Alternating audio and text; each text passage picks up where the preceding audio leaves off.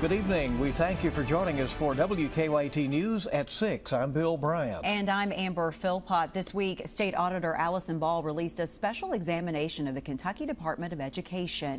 And that exam included recommendations to make some significant improvements. The 500-page review included critiques on KDE and the KHSAA's handling of sexual harassment and abuse of student athletes.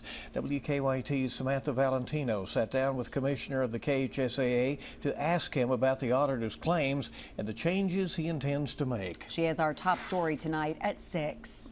In her lengthy examination into the Kentucky Department of Education, Auditor Ball addressed everything from hundreds of millions of dollars in lapsed SEEK funds to DEI efforts in tracking student success. This is, I think, going to be extremely helpful for Kentucky. This is going to help Kentucky get on the right path. The exam also looks at how the KDE and KHSAA handle Title IX. Auditor Ball says they're not mitigating the risk of sexual harassment and abuse of student athletes. Our number one and most valuable asset is the health and safety of those students, period. But KHSAA Commissioner Julian Tackett says there are limits to what they can do alone. Implementing Auditor Ball's recommendations is something he says will take the work of not just the KHSAA, but also the legislature and the KDE. This includes creating a system for tracking Title IX and related complaints. We certainly can create a registry, but in all honesty, it's a registry of virtually zero occurrences.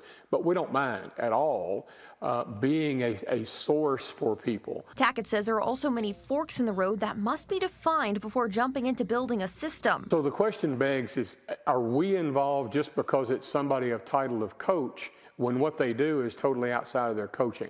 That's the clarity that's got to be made. KHSAA has about 14,000 coaches, and Tackett says more than half of them are not full-time school employees. He raises the question of whether the issue could lie within the hiring process at the local level, where they shouldn't be there in the first place. That's going to be our challenge when you're dealing with that big a number of people and the fact that we're not their employer.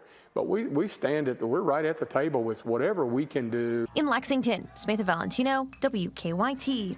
Auditor Ball also recommended that the KHSAA resume providing annual reports to the KDE. The practice stopped during the pandemic and has not resumed. Commissioner Tackett says that they were already looking at submitting these reports again prior to the auditor's exam. We continue